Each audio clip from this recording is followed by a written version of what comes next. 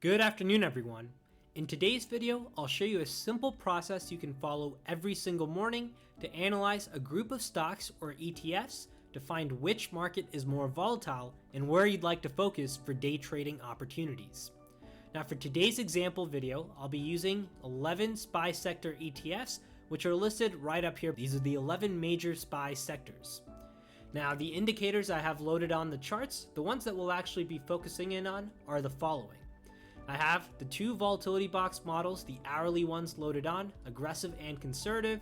This is the file that I generate that's available on the indicator page for all stock volatility box members. I also have the edge signals indicator loaded on. This is our overbought, oversold indicator.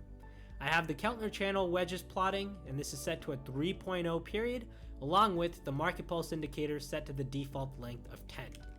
Now if we click OK, let's start by going through each one of these sectors. I'll start at the top here with XLY.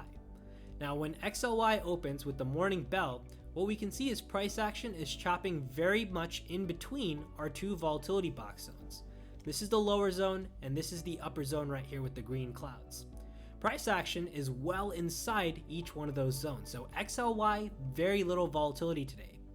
There was one sector which stood out. It did not look like XLY, and you'll spot it as we go through these ETFs. That's the sector we know we'd like to pay a little bit more attention to. And we have that information available to us 30 minutes after the market opens, or sometimes even a little bit before then, which happened in today's case. Now next up we have XLV. Take a look at what XLV looked like this morning.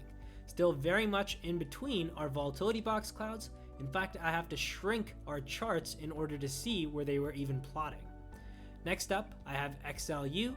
XLU, a little bit more volatility, but still chopping in between our volatility box clouds, so no real edge there. Next up, we have the real estate sector ETF. Same thing, we're in between the edges. Now I'll go through these next ones a little bit faster. XLP, same idea. XLK, same idea. XLI, same idea. XLF, same idea. But now when we come to XLE, you should notice XLE stands out here, and it stands out like a sore thumb. The move is very obvious that we're seeing price action is actually hitting our lower volatility box clouds. Not only is it hitting it, it's gone outside of it. Now this gives us really two different things that it provides. One is information, and the second is a very quick scalp setup for those of you that are a little bit more aggressive traders. Let me first talk about the information it provides. With price action going outside of the clouds here, before we see buyers coming in and defending this level, we're really looking for them to come in and defend this zone for the most part. That gives us an important piece of information that sellers are very much in control here. So this is our first sign that, hey, we have bearish bias inside of XLE. Now for those of you that are counter trend traders, we also had a scalp setup that was forming here, and that was our V-shaped reversal pattern. The pattern there really implies that if price action falls almost like a V, we're looking for a reversal in that same manner if a specific set of rules are met. And in this case, those rules were met. We had the Keltner channel wedges starting to plot, going all the way down into the volatility box zones. We had the wedges stop plotting after we had crossed our volatility box zones, and we had the edge signal confirmation once and twice. The stop is outside of the previous pivot point. The amount that we risk is the same amount we're looking for as our first target, and we're trying to get our stop to break even as quickly as possible, especially in this case knowing that, hey, this is going against the bias, the bearish bias that we now have with this little piece of information right here. Now the final two sectors, XLC, looked very similar to the other sectors that we've seen, though a little bit more volatility there. And finally, XLB, price well inside of the volatility box clouds. So through that exercise, we went from 11 S&P sectors down to the one which was a little bit more volatile, and that was XLE. Now inside of XLE, if we take this a step further, let's take a look at the top holdings inside of this ETF. If we come to the Analyze tab and you're on the Fundamentals page here, you can find a list of the top 20 holdings. Let's start from the top here. We'll focus on just a handful, and it should demonstrate the idea of still continuing to measure this volatility and find which stocks particularly you'd like to trade. So first up, we have XOM. If we take a look at XOM here, XOM looks very similar to XLE's ETF. we have the same V-shaped reversal pattern forming. The Keltner channel wedges prices inside of the aggressive volatility box zone. We then have the reversal confirmed with the edge signal on at least a 1 minute time frame. Very similar to the setup on XLE. Another top holding we had was CVX. If we take a look at what CVX looks like, this should be a little bit of a contrast to XOM, and you can see which stock had a little bit more volatility this morning.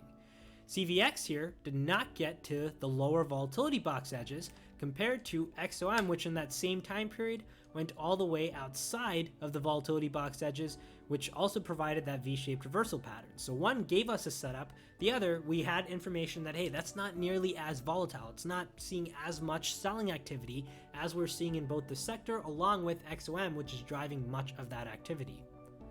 Now let's take a look at two other stocks, ConocoPhillips and Occidental, and then we can call it there. So COP next. COP here had earnings. After earnings, we can see how that translated. Price went not only outside of the aggressive, but also the conservative clouds, all while seeing the same V-shaped reversal pattern form. And this time we had the edge signal arrow confirm against the conservative clouds using 89.28 as the pivot point. So a little bit deeper of a correction in terms of waiting for a little bit more cautious entry. ConocoPhillips here allowed you to be using the conservative volatility box, given that it had earnings volatility as yet another volatility factor. And then finally, we had OXY as the last ticker we said we'd take a look at. And for Occidental here, look at the morning first. Price fell inside of the aggressive clouds, again goes outside of it, triggers the conservative clouds, and that's where we finally have the edge signal arrow confirming, looking for a move away from the conservative volatility box clouds. So hopefully through this video, you understood how to take a very basic list here, in this case of sector ETFs, find out which sector is the more volatile one 30 minutes after price action opens, use that price activity along with how price relates to the volatility box clouds to understand and measure relative volatility, and use that information to then pick and choose the stocks that are fitting the setup that aligns best with your trading style. I hope this video was helpful for those of you that are trying to learn a little bit more around how to use the new hourly stock volatility models. Again, if you have any questions, feel free to email us. Otherwise, take care and hope you have a wonderful close to this trading week.